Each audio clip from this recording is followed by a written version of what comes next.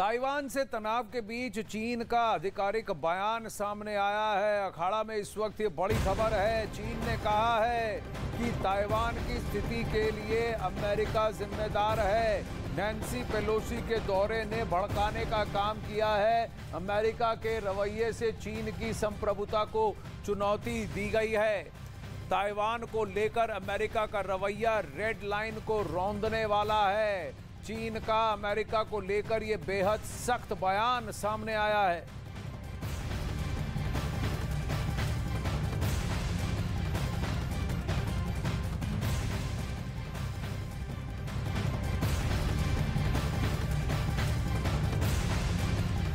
तो ये red line खींची किसने? चीन ने। इसको मिटाने का आरोप किस पर लगा रहे हैं? अमेरिका पर। ये ताइवान से मची खींचतान के बीच चीन ने अमेरिका पर यह आरोप लगाया है। चीन का कहना है कि ताइवान को लेकर जो भी हालात बने हुए हैं उसके लिए सिर्फ और सिर्फ अमेरिका जिम्मेदार है। भाई ताली एक हाथ से बचती है क्या? क्योंकि चीन का कहना यह है कि अमेरिका ने ही चीन की संप्रभुता को ना सिर्फ चुनौती दी बल्कि खतरे की लकीर को भी पार किया है।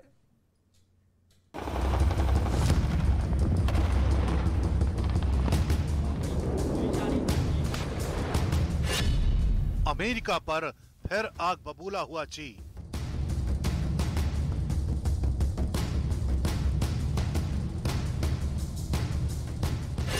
चीन की संप्रभुता को चुनौती देने का आरोप। अमेरिका पर रेड लाइन को रौंदने का आरोप।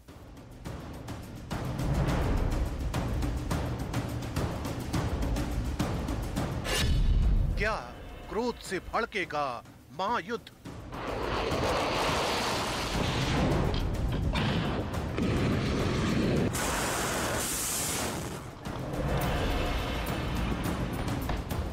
ताइवान को जैसे जैसे अमेरिका का साथ मिलता जा रहा है वैसे वैसे अमेरिका के खिलाफ चीन के तेवर और तल्ख होते जा रहे हैं। दोनों देश एक दूसरे को चुनौती देने का एक भी मौका नहीं छोड़ रहे हैं। न चीन अपनी वॉर ड्रिल को थाम रहा है, न अमेरिका और ताइवान शक्ति प्रदर्शन से चूक रहे हैं।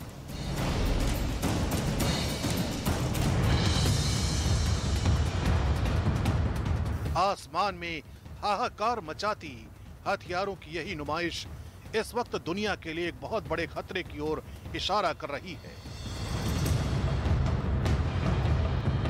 क्योंकि चीन भी अमेरिका के खिलाफ बेखौफ होकर आरोपों की मिसाइल दाग रहा है।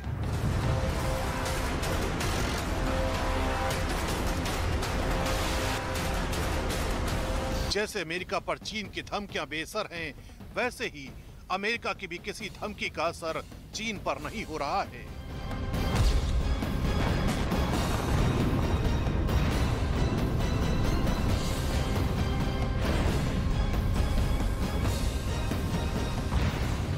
इसी बीच जब अमेरिका के इंडियाना प्रांत के गवर्नर ताइवान दौरे पर हैं, तो एक बार फिर चीन की तरफ से अमेरिका पर बड़े आरोप लगाए गए हैं।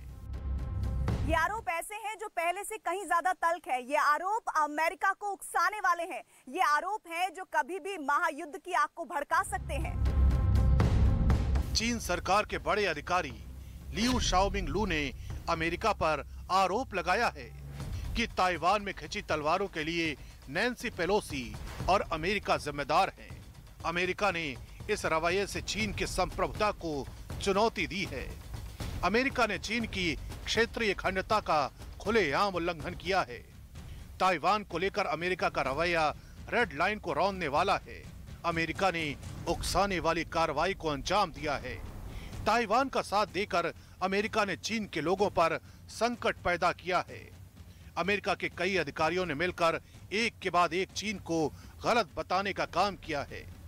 अमेरिका ने ताइवान में तनाव के लिए चीन को दोषी बनाने की कोशिश की है। अमेरिका ने चीन की चेतावनी को अनदेखा किया है। इतना ही नहीं, अमेरिका पर यह भी आरोप लगाया गया है कि अमेरिका ने गंभीर नतीजों की भी अनदेखी की है।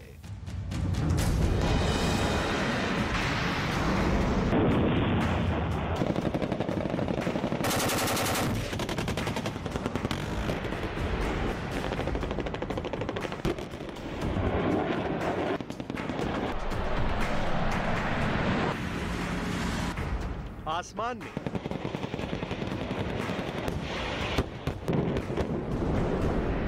पानी में, जमीन पर। यानी चीन ताइवान को लेकर दुनिया के सामने विक्टिम कार्ड खेल रहा है, लेकिन हकीकत क्या है ये दुनिया अच्छी तरह से जानती है। अब चीन ने तो बहुत कुछ कह डाला, ताइवान और ताइवान के निवासी क्या कहते हैं जरा हम जानते हैं। प्रीति रघुनंदन ताइवान में इस वक्त हैं, आप ताइपे में हैं मौजूद, आपने जितने से भी बात की प्रीति, किसी को फर्क भी पड़ता है कि चीन क्या कहता है? क्या वो चीन की संप्रभुता को एक्नॉलेज भी करते हैं, या फिर ये मानते हैं कि ताइवान 1912 से स्वतंत्र राष्ट्र रहा है, एक डेमोक्रेटिक देश रहा है, वैसा ही रहेगा? देखिए आनंद, यहाँ पर जब से हम आए हैं तब से जिन जिन लोगों से बातचीत हो रही है वो एक स्वर में एक बात को कहते हैं, वो ये है कि हम ताइवान है, वो चाइना है। और हम जब उनकी पसंद और नापसंद की बात करते हैं, उनको चाइना के नाम से ये एतराज है। जब बोलते हैं कि डू यू लाइक चाइना, तो कहते हैं no no no, we don't like China. सीधे इसके अलावा पॉलिटिकली वो कितने स्ट्रांग है नहीं है ये एक अलग विषय हो सकता है चर्चा का, लेकिन एक बात जो साफ नजर आती है वो ये आनंद कि यहाँ पर लोग ताइवान को लेकर, ताइवान के नागरिक होने को लेकर बहुत ज्यादा आश्वस्त है। लेकिन मैं इस वक्त अभी वांगली बीच पर मौजूद हूँ, ये समुद्र का किनारा, और ये समुद्र की लहरें जो उठ रही है ना, इसके दूसरी पार जिस चीन को लेकर लगातार खबरें आ रही हैं, उससे जुड़ी हुई कुछ जानकारी आप तक पहुंचा दूं। दरअसल लड़ाई क्या है? लड़ाई इस समंदर की ही है, वो समंदर जो इतना कुछ ताइवान को देता है जिसका कोई सानी नहीं है। चाहे सेमीकंडक्टर चिप हो या फिर तेल और तमाम जो चीजें उसे प्राप्त होती है उसकी बात की जाए, ये समंदर ही है जिसमें समंदर के भीतर पनडुब्बियों के जरिए, ऊपर जहाजों के जरिए, जो पानी में तैरने वाले जंगी जहाज है उनके जरिए, या फाइटर प्लेन्स के जरिए, हर स्तर पर चाइना की तो तैयारियां तो हैं ही। लेकिन सोचिए, एक छोटा सा द्वीप जो अपने आप को देश होने का दावा करता है, वो भी अपनी तैयारियां कर रहा है। पनडुब्बी को लेकर न्यूज़ 18 भी रिपोर्ट दिखा रहा है किस तरह से वो पनडुब्बी बनाने को लेकर। के मामले में सत्येंद्र जैन के ऊपर सीबीआई की जांच कराई, बाद में 3 साल के बाद कह दिया सीबीआई को कुछ नहीं मिला। तो आप मुझे बताइए, एक के बाद दूसरा ड्रामा, दूसरे के बाद तीसरा ड्रामा, तीसरे के बाद चौथा ड्रामा, ये जांच वो जांच। हम तो फिर अपनी पूरी पार्टी पे ही ताला लगा दें, सबको निकाल के बाहर कर दें अगर झूठे आरोप इसी तरीके से आप बेबुनियाद लगाते रहेंगे। कोई आधार नहीं, कोई बात नहीं। सरकार गिराने के लिए सीबीआई भेज दो, सरकार गिराने के लिए ईडी भेज दो, सरकार गिराने के लिए दिल्ली पुलिस भेज दो। ये तानाशाही दिल्ली के अंदर हम लोग चलने नहीं देंगे। हम पार्टी विद द डिफरेंस थे, हैं और रहेंगे। ईमानदारी से हम जनता की सेवा करना चाहते हैं। बताइए, देश के अंदर एक सरकार फ्री बिजली देती हो, फ्री शिक्षा, फ्री स्वास्थ्य, फरिश्ते स्कीम, माताओं बहनों के लिए बस की यात्रा, निःशुल्क, बुजुर्गों की पेंशन 2 गुना, बुजुर्गों की तीर्थ यात्रा, विधवाओं की पेंशन 2 गुना, दिव्यांगों की पेंशन 2। बताइए ना कौन सी सरकार काम करती है? यही काम हमने पंजाब में कर दिया, यही काम हम गुजरात में अनाउंस कर रहे हैं केजरीवाल जी की। यहां पे भी हम यही सब सारी नीतियां दिल्ली के जो कार्यक्रम है लागू करेंगे। बौखलाहट इस बात से बीजेपी वालों को, और कल से बिलबिला रहे हैं भाजपाई, बिलबिला रहे हैं बेचारे कि अरे बाप रे बाप, हमारा तो ऑपरेशन लोटस ऑपरेशन बोगस बन गया, फेल हो गए हम तो जो प्रयोग सिंधे पे सफल हुआ वो प्रयोग सिसोदिया पर फेल हो गया। आज बीजेपी ने प्रेस कॉन्फ्रेंस करके फ्रेश सेट ऑफ एलिगेशंस लगाया है। तो आम आदमी पार्टी का अब एक और आरोप, और वही आरोप जो मनीष सिसोदिया ने लगाया कि आम आदमी पार्टी को तोड़कर, और मनीष सिसोदिया से क्या ये आग्रह किसी बीजेपी के नेता ने किया कि आपके ऊपर से सारे केसेस हट जाएंगे अगर आप आम आदमी पार्टी छोड़कर आ जाते हैं, हम आपको मुख्यमंत्री बना देंगे। ये सारे दावे किए मनीष सिसोदिया ने। उधर बीजेपी तो वही आरोप आज संजय सिंह आम आदमी पार्टी के भी यही लगा रहे हैं कि आम आदमी पार्टी को तोड़ने का प्रयास किया गया जो फेल हो गया। शिंदे पर चला एक्सपेरिमेंट सिसोदिया पर फेल हो गया, ये कह रहे हैं संजय सिंह।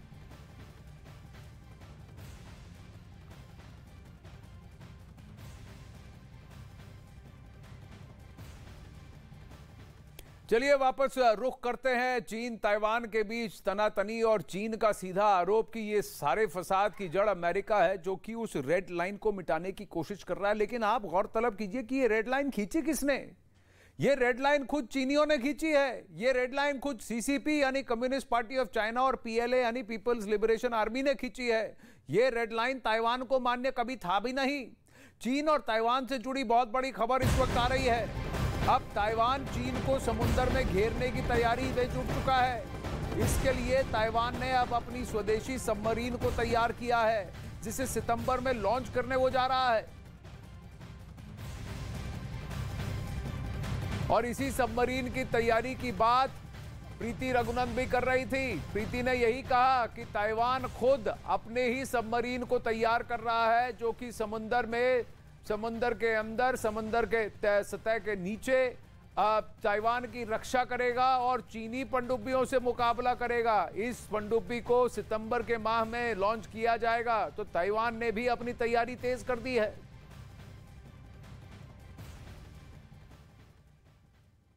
अब ताइवान को लेकर चीन की धमकियों का सिलसिला लगातार जारी है। कभी चीन अपने प्रोपेगेंडा वीडियो के जरिए ताइवान और दुनिया को अपना दम दिखाने की कोशिश करता है, कभी ताइवान के आसमान में लड़ाकू विमान भेजकर दहशत पैदा करने की कोशिश करता है। ये पूरा साइऑप्स है। लेकिन ताइवान चीन की किसी भी चुनौती को कबूल करने के लिए तैयार है। अब खबर यह आ रही है कि ताइवान दक्षिण चीन सागर में अपने स्वदेशी हथियार से ड्रैगन का शिकार करने की तैयारी में जुटा है।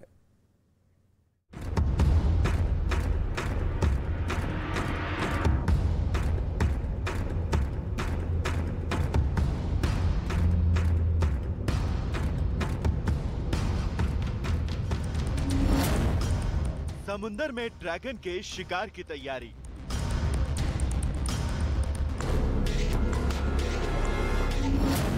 सबमरीन से चीन को सबक सिखाएगा ताइवान।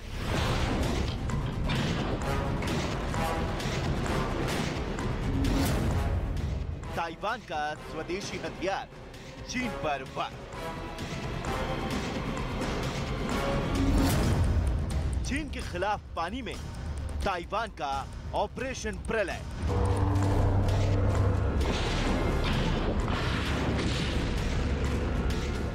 समुद्र में ताइवान अपनी शक्ति बढ़ाने में जुटा है। चीन के खिलाफ एक ऐसा समुद्री चक्रव्यूह तैयार कर रहा है, जहां से निकलने के लिए चीन को सीधे सीधे मौत का सामना करना होगा।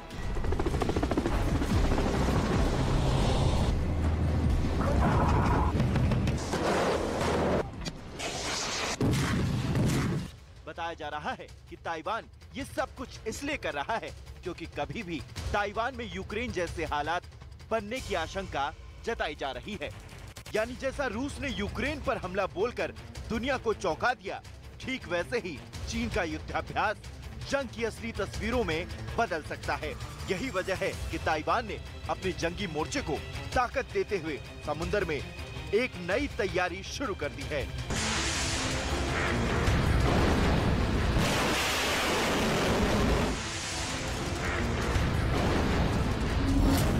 दावा किया जा रहा है कि ताइवान ने जंग के हालात को देखते हुए एक स्वदेशी पनडुब्बी बनाई है। पूरी तरह ताइवान में बनी इस पनडुब्बी को सितंबर में लॉन्च कर दिया जाएगा। बताया जा रहा है कि ताइवान की ये पनडुब्बी चीन के खिलाफ एक बड़ी रक्षा दीवार साबित हो सकती है। इतना ही नहीं, दावा तो ये भी किया जा रहा है कि पनडुब्बी दुश्मन के जहाज को पल भर में बड़ा नुकसान पहुंचा सकती है। जिस ऑपरेशन प्रलय के जरिए ताइवान चीन को सबक सिखाना चाहता है, उसमें ताइवान की स्वदेशी पनडुब्बी को बेहद अहम माना जा रहा है। बताया जा रहा है कि ताइवान इन पनडुब्बियों को एक खास डिफेंस प्रोग्राम के तहत डेवलप कर रहा है। बताया जा रहा है कि ताइवान की ये पनडुब्बी चीन के खिलाफ एक कारगर हथियार साबित हो सकती है। दरअसल ताइवान ने सन 1980 में जापान से हाई शियन क्लास की पनडुब्बी हासिल की थी। मौजूदा वक्त में ताइवान के पास सिर्फ 5 सबमरीन हैं, जिसमें से 2 द्वितीय विश्व युद्ध के समय की हैं। बताया जाता है कि ताइवान के पास पनडुब्बी का बेड़ा छोटा जरूर है, लेकिन ये चीन को करारा जवाब देने की ताकत जरूर रखता है। दावा तो ये भी किया जा रहा है कि ताइवान की ये पनडुब्बी लगातार समुद्र के गहरे पानी में गश्त लगा रही है। खास बात यह है कि इनके समुद्र में होने का किसी को पता नहीं चलता। क्योंकि ये समुद्र से आने वाली आवाजों को कवर के तौर पर इस्तेमाल कर लेती हैं। ऐसे में ये उन चीनी जहाजों का खतरा बन सकती हैं, जिन्हें ट्रांसपोर्ट के तौर पर चीन इस्तेमाल करता है।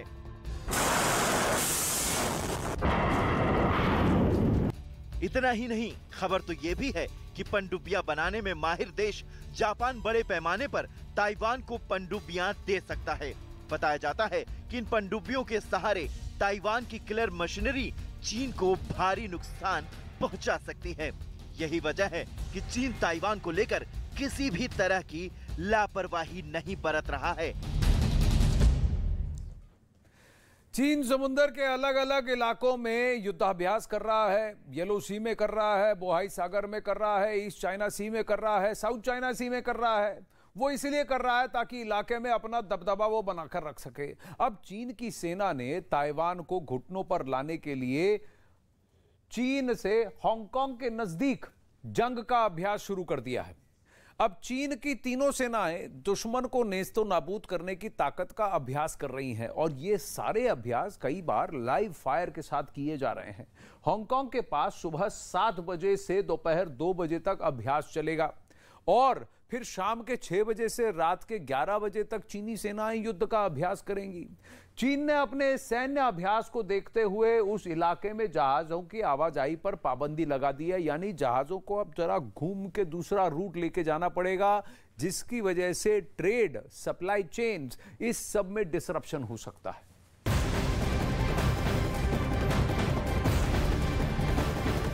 इस वक्त बड़ी खबर आ रही है अखाड़ा में। चीन ताइवान टेंशन से जुड़ी बहुत बड़ी खबर आ रही है। ताइवान पहुंच चुका है जापान का एक दल, तो अमेरिका के बाद अब जापान की तरफ से डेलीगेशन जा रहा है। चीन के मुद्दे पर राष्ट्रपति से भी, ताइवान के राष्ट्रपति से भी बातचीत हो रही है। चीन ताइवान टेंशन से जुड़ी ये बड़ी खबर कि अमेरिकी डेलीगेशन के बाद अब जापान से एक डेलीगेशन पहुंचा है। वहां ताइवान के राष्ट्रपति साई इंग-वेन से भी मुलाकात हुई है और उनसे भी बातचीत हो रही है। चीन के मुद्दे पर जापान की बातचीत हुई है। आपको बता दें कि अब से लेकर अक्टूबर तक सिर्फ जापान ही नहीं, अलग अलग यूरोपीय देशों से भी कई सारे डेलीगेशंस एक एक करके अब ताइवान पहुंचने वाले हैं। तो कहीं ना कहीं एक कलेक्टिव मोर्चा खुल रहा है चीन की नीतियों के खिलाफ, और वो भी ऐसे देश जो ताइवान की स्वतंत्रता, उसकी स्वायत्तता का आदर कर रहे हैं और ये मानते हैं कि चीन का ताइवान पर कोई कंट्रोल नहीं है।